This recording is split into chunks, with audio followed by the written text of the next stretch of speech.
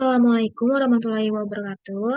Perkenalkan, nama saya Justina, NIM 1410620014, akan menjelaskan mengenai penelitian kuantitatif saya dengan judul Pengaruh Penggunaan Aplikasi TikTok Terhadap Perilaku Narsisme Mahasiswa Ilmu Komunikasi Angkatan 2020 Universitas Negeri Jakarta.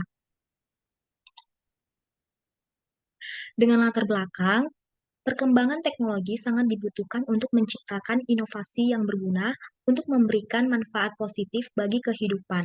Adanya internet mampu memberikan kemudahan bagi pengguna sebagai cara dalam berinteraksi dengan manusia. Namun, tentu saja teknologi yang disajikan mempunyai dampak negatif dan positif, khususnya remaja atau mahasiswa. Tidak sedikit yang menggunakan kecanggihan teknologi sebagai ajang untuk mencari perhatian banyak orang. Seiring berjalannya media digital, beberapa platform aplikasi menyediakan dukungan pembuatan video yang dilengkapi dengan fitur-fitur menarik. Salah satunya adalah aplikasi TikTok.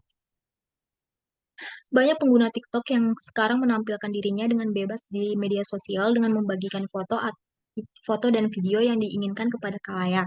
Orang-orang menjadi semakin gemar show off atau menampilkan dirinya kepada khalayak dikarenakan TikTok memberikan kebebasan dalam mengunggah dan membagikan foto yang mereka inginkan kepada khalayak. Narsisme merupakan wujud dari perasaan cinta terhadap diri sendiri yang secara berlebihan, yang mana ini adalah perilaku kelainan mental. Orang yang mengalami gejala tersebut dapat disebut narsis. Andrew Merson berpendapat bahwa sifat narsis ini bisa membuat seseorang memiliki persepsi yang seimbang antara kebutuhannya dengan orang lain, sesuai dengan jumlah yang tidak berlebihan. Maka sejalan dengan penjabaran tersebut, peneliti membuat riset dengan judul Pengaruh Penggunaan Aplikasi TikTok Terhadap Perilaku Narsisme Mahasiswa Ilmu Komunikasi Angkatan 2020 Universitas Negeri Jakarta.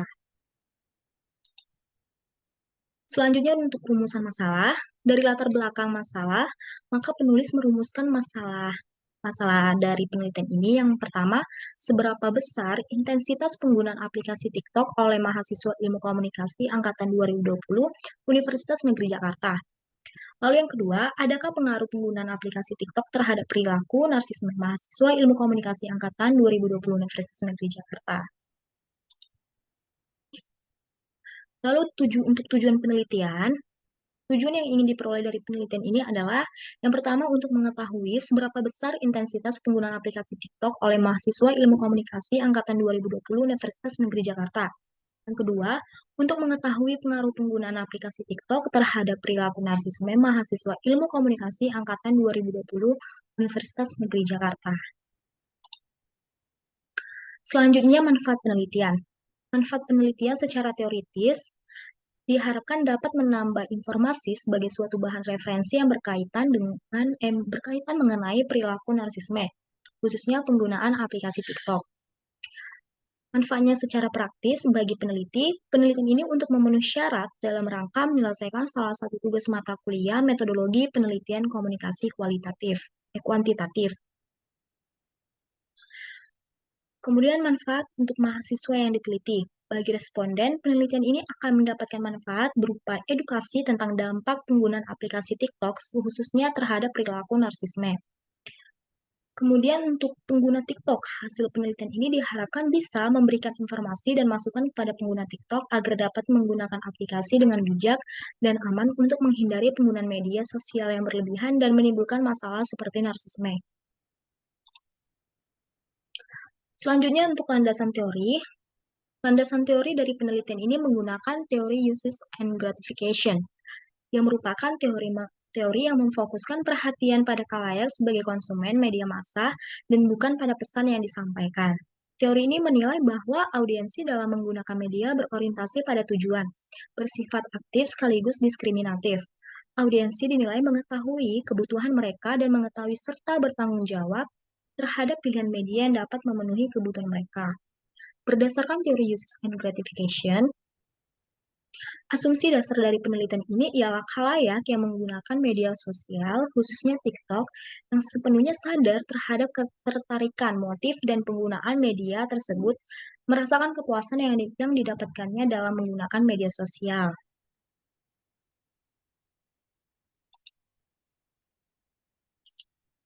Selanjutnya untuk variabel penelitian, penelitian ini menggunakan dua variabel. Yang pertama, variabel bebas adalah variabel yang dalam hubungannya dengan variabel lain bertindak sebagai penyebab atau variabel yang mempengaruhi variabel dependen. Variabel ini dilambangkan dengan X. Pada penelitian ini terdapat satu variabel bebas, yaitu pengaruh aplikasi TikTok. Yang kedua, variabel terikat adalah variabel yang menjadi pusat perhatian penelitian. Variabel dependen dipengaruhi oleh variabel lain atau variabel yang tergantung dengan variabel lain. Variabel dependen sering disebut juga dengan variabel respon atau akibat. Variabel ini dilambangkan dengan huruf Y. Pada penelitian ini terdapat satu variabel terikat, yaitu perilaku narsisme. Selanjutnya ada hipotesis teori. Hipotesis adalah pernyataan atau dugaan yang bersifat sementara terhadap suatu masalah penelitian yang kebenarannya masih lemah sehingga diuji secara empiris. Sehingga hipotesis dinyatakan sebagai suatu jawaban teoritis terhadap rumusan masalah penelitian.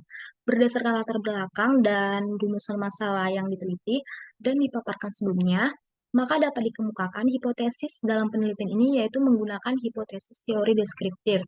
HA-nya adalah hanya adanya pengaruh penggunaan aplikasi TikTok terhadap perilaku narsisme mahasiswa Ilmu Komunikasi angkatan 2020 Universitas Negeri Jakarta, dan HO-nya tidak adanya hubungan antara penggunaan aplikasi TikTok dengan perilaku narsisme mahasiswa Ilmu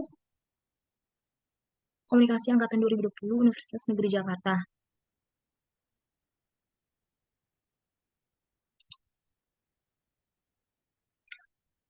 Kemudian ada metode penelitian.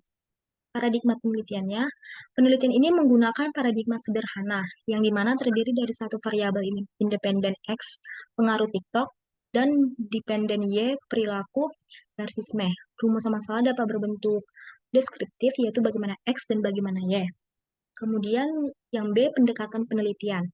Berdasarkan permasalahan dan tujuan penelitian yang telah dikemukakan dalam tulisan ini, maka peneliti berusaha untuk mendapatkan informasi dan hasil uji perbedaan mengenai pengaruh aplikasi TikTok terhadap perilaku narsisme mahasiswa Ilmu Komunikasi angkatan 2010 sehingga penelitian ini menggunakan pendekatan kuantitatif.